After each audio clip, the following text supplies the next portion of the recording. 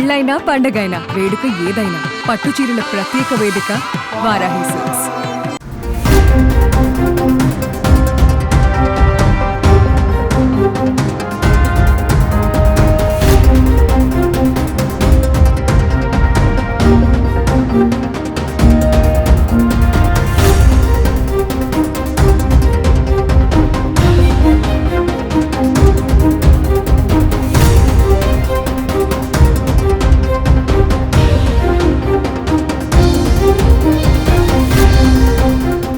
Big breaking చూస్తున్నా.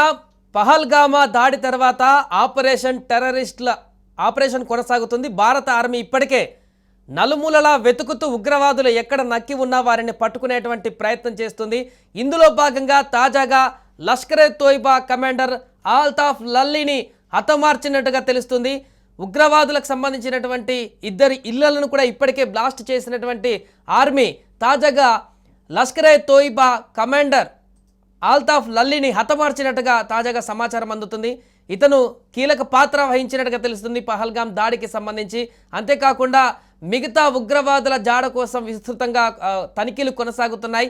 ఎక్కడ దాక్కున్నా కూడా వదిలిపెట్టేది లేదంటూ కూడా ఆర్మీ ఇప్పటికే విస్తృతంగా ఈ యొక్క దాడులను కొనసాగిస్తుంది. ప్రస్తుతం బందిపోరా జిల్లాలో ఈ లష్కరే తోయిబా కమాండర్ ఆల్తాఫ్ లల్లీని హతమార్చినట్టుగా తెలుస్తుంది.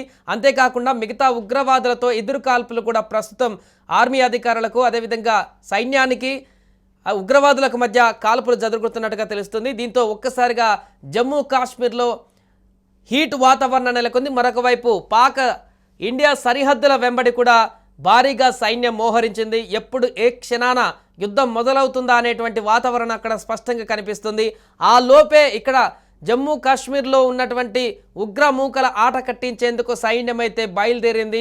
ఎక్కడ ఏ మూలన దాక్కున్నా, ఏ అడవిలో దాక్కున్నా, ఏ పర్వతాలలో దాక్కున్నా కూడా పట్టి బయటికి లాగి మట్టిలో కలిపేస్తామంటూ నిన్న ప్రధాని మోదీ ఇచ్చినటువంటి స్టేట్మెంట్ ఆధారంగా ఇప్పుడు సైన్యం కూడా అంతే స్పీడ్లో కదులుతుంది.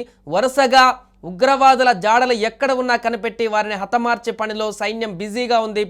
ఇప్పటికే 2 ఉగ్రవాదులుగా ఉన్నటువంటి వారి ఇళ్లను కూడా తాజాగా పేల్చడం జరిగింది.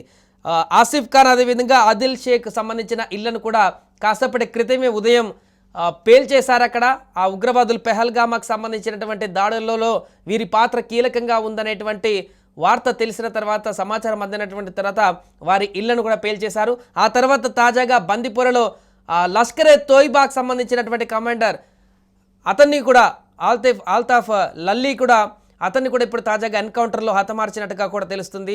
ఉగ్రవాదులు అదేవిధంగా పోలీసులకు మధ్య, ఆర్మీ జవాన్లకు మధ్య కాల్పులు అయితే ప్రస్తుతం అక్కడ కొనసాగుతుంది. దీంతో భీకర వాతావరణం నెలకొంది.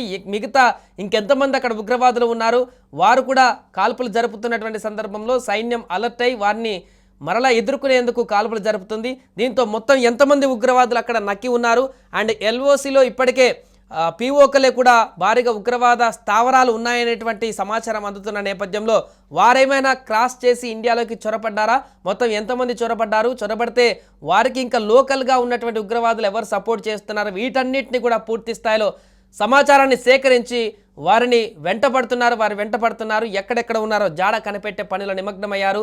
ఒక రకంగా సింహవేట కొనసాగిస్తున్నారు. దాడి జరిగినప్పటి నుంచి ఆర్మీ అధికారులు సైన్యాన్ని అలర్ట్ చేసి మొత్తం అన్ని ప్రాంతాలలో, పరిసర ప్రాంతాలన్నిటి కూడా పెహల్గామా నుంచి మిగతా అన్ని ప్రాంతాలను కూడా జల్లెడ పడుతూ క్షుణ్ణంగా అబ్జర్వ్ చేస్తూ నక్కి ఉన్నటువంటి ఉగ్రవాదులను బయటికి తీసి హతమార్చే పనిలో పడ్డారు. తాజాగా లష్కరే తోయిబా కమాండర్ ఈ యొక్క దాడులలో, ఉగ్రవాదులపైన జరుపుతున్నటువంటి సైన్యం దాడుల్లో మరణించాడనేటువంటి విషయం బయటకు రావడంతో హర్షం వ్యక్తం చేస్తున్నారు.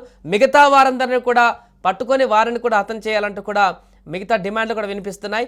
ఇంకా అలాగే కాకుండా పాకిస్తాన్లో ఉన్నటువంటి ఉగ్ర స్థావరాలు, ఉగ్ర మూటాలను కూడా అంతం చేయాలంటూ కూడా డిమాండ్లు వస్తున్నటువంటి సందర్భంలో ప్రస్తుతం మిలిటరీ స్పెషల్ ఆపరేషన్ అయితే కొనసాగిస్తుంది. దీంట్లో తాజాగా అయితే ఈ అప్డేట్ అయితే మనకు కనిపిస్తుంది. కమాండర్తో పాటు మిగతా 2 ఉగ్రవాదుల ఇళ్లను కూడా అక్కడ కాల్చివేసినటువంటి పరిస్థితి నెలకొంది. సుమన్ టీవీలో మీ పర్సనల్ అండ్ బిజినెస్ ప్రమోషన్స్ కోసం కింది నెంబర్కి కాంటాక్ట్ చేయండి.